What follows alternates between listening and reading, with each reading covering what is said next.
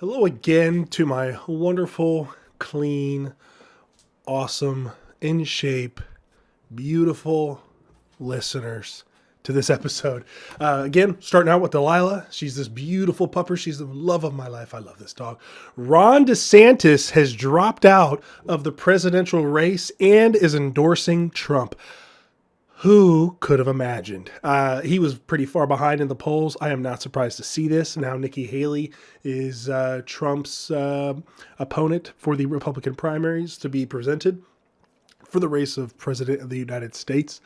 Who do you guys think is going to win? Do you guys think Nikki Haley's going to pull this out, or do you think Trump is? Last I saw, I believe it was 53 Trump, 36 Nikki Haley, and I think 6 for DeSantis. I know I'm pretty late on this as well, but Vivek Ramaswamy had dropped out of the presidential race as well. I really liked Vivek. I still like Vivek. I think he's a great guy. He's very smart, very articulate in the way he speaks. He is definitely a nerd. He's somebody who he also has ran a very different race versus what everybody else has done. Any other candidate that I've ever seen. He focused a lot on social media and talking about cultural events.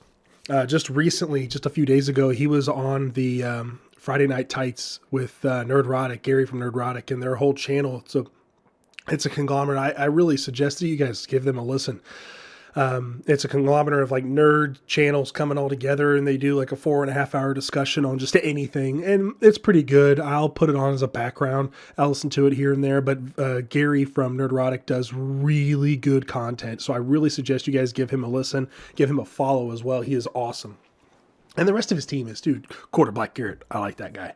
So, Vivek Ramaswamy, what I'll go ahead and say of what I know about the presidential race that has been going on, earlier last year, they had a convention in downtown Indianapolis where the presidential candidates came down and they would all talk. The only one that really disappointed me was Ron DeSantis. During that conference, he was the only one that I could remember that did a video call in, but it wasn't live. It was pre-recorded. He has been known to be very off-putting to a lot of people. And if you know me, I know I like pudding, and anything that's off-putting is not for me. I did not like the way he did it. I didn't like the way he talked, his mannerisms. I don't know if it's his coaching people for the campaign. Obviously, what we're learning now, if you guys are paying attention to these, is that they can't be doing what they've always done for any campaigns. If you guys have been a part of a campaign, I was a part of a local campaign. I didn't make any major decisions.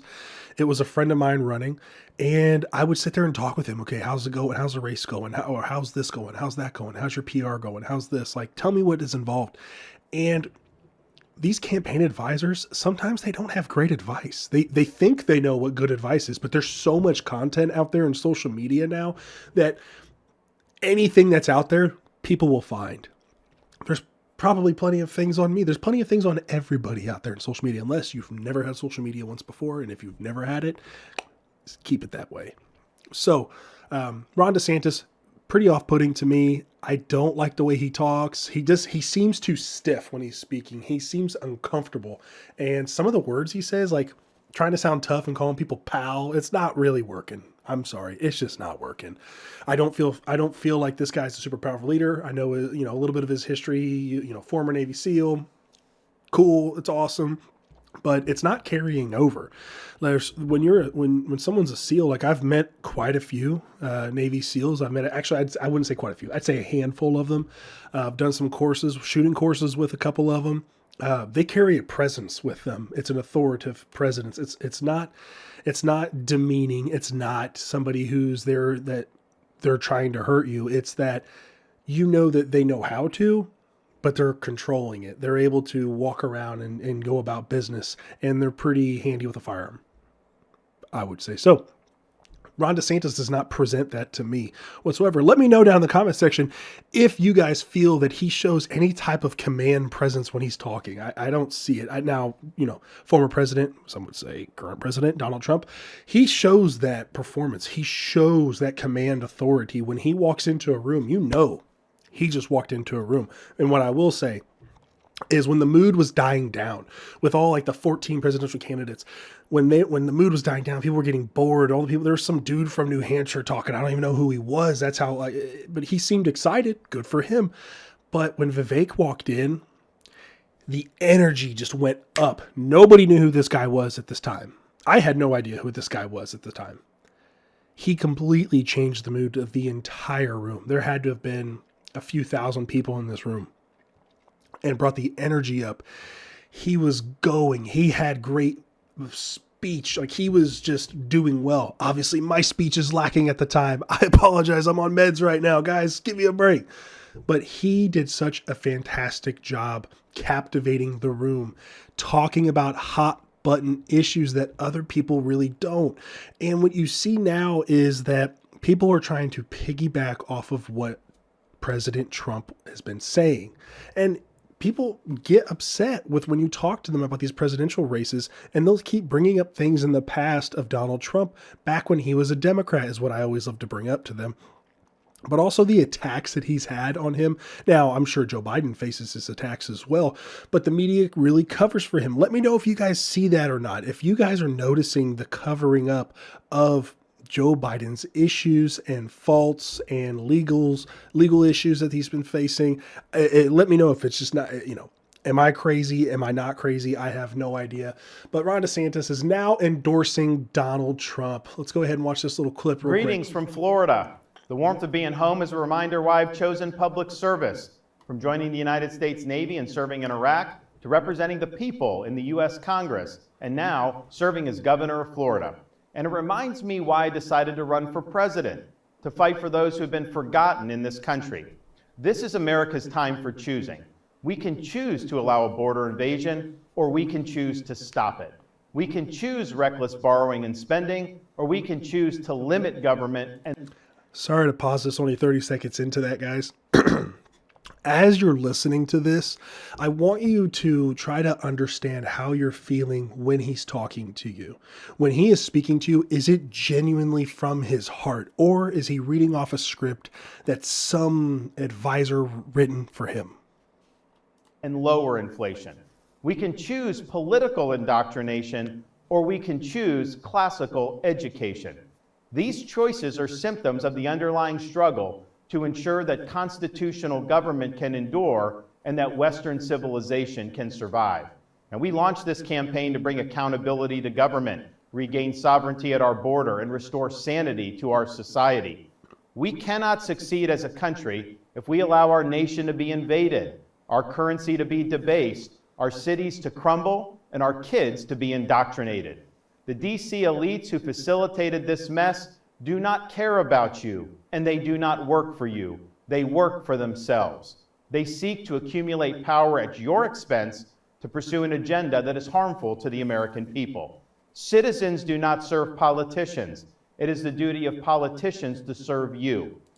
So he continues on to talk about how he's suspending his campaign and that he's endorsing Donald Trump. Good job. Great work. Vivek is what I'm sad to see go, but he was somebody who really is changing the way political campaigns are being run. And this last local mayoral race that happened where I live, I kept pushing and asking, not that I know anything ahead of the curve, but it was just I kept pushing and asking for, hey, why don't you come on my podcast and we could talk about your race? Hey, why doesn't the other candidate come on and talk about his pros and cons of him being the mayor, or any things that he would like to bring up and discuss to air out to the people. Of course, they both said, hey, those are great ideas. One of them spoke with his campaign advisor. He advised against it. I disagree with that. I disagree with that. And the reasons is that you're going to be more forthcoming and open to discussion, and people will find that, I think, more attractive in a candidate. What do you guys think about that? Let me know that in the comments section down below. So Vivek Ramaswamy, great guy. Good people. Let me go back to Breitbart and we could talk about Nikki Haley a little bit. I'll just do this, but she is, let's see this one. Nikki Haley fails to gain momentum in New Hampshire. Oh, now was that the dude that was talking before? No, it was not. Political experts and large donors are highly skeptical of former South Carolina Governor Nikki Haley's chances of winning the New Hampshire Republican primary. Now, Trump is at fifth. So here's where I saw this earlier. So Trump is at 50%. Nikki Haley is at 36%. And DeSantis was at 6%. Obviously, DeSantis is now out. So what does this do if we have these two candidates? If Nikki Haley fails to succeed at getting the Republican nomination for presidential candidate of the United States, it could divide a lot of people. I've not been a Nikki Haley fan. If you guys want me to do a video over Nikki Haley, I'd be more than happy to. Just let me know down in the comments below if you would like that. But she has failed to provide to me why she should be the leader. I've listened to a few of her talks. I don't see it happening. She seems to me more of the establishment Republicans, which I am no fan of. I like, obviously, President Donald Trump because he has proven himself time and time again. I think he had a lot of failures back in his first presidency with not being able to stop Section 2130 of social media, the policies, whether they're publishers or platforms. And if there's questions on, publishers or platforms for social media, Louder with Crowder, Steven Crowder does a great talk on this on his channel.